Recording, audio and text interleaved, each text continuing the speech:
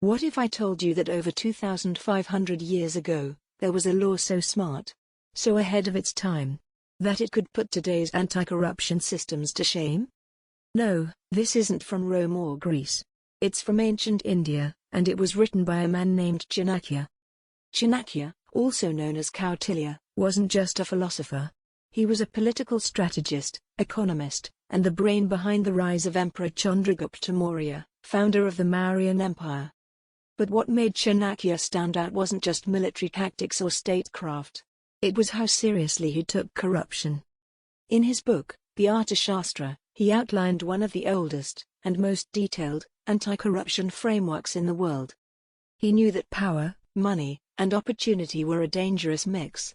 So how did he fight it? First, ministers and officials had to declare their assets, lifestyle, and income up front. Sounds familiar, right? But that's not all. Chanakya proposed testing their honesty, intentionally placing temptations in their way.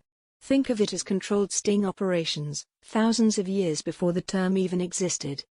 If an official took the bait, say, a planted bribe, it wasn't just embarrassing. It was career-ending. Confiscation of wealth, loss of reputation, sometimes even exile. Chanakya even listed 40 different ways an employee might embezzle state funds. He named them, described them, explained how to catch them. Here's one example. If an official claimed to have used government money to buy grain, but the grain never arrived, red flag. Cross-check the merchant. Verify the receipt. Inspect the goods. This level of detailed thinking was rare in the ancient world.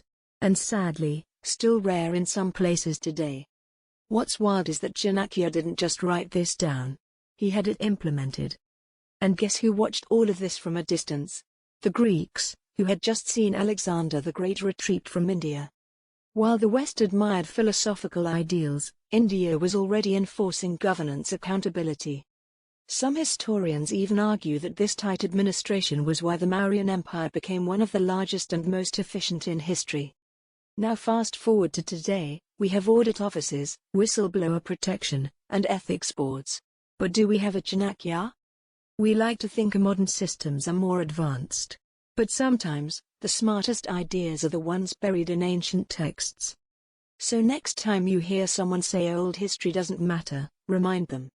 One of the best ways to fix the future is to read the past.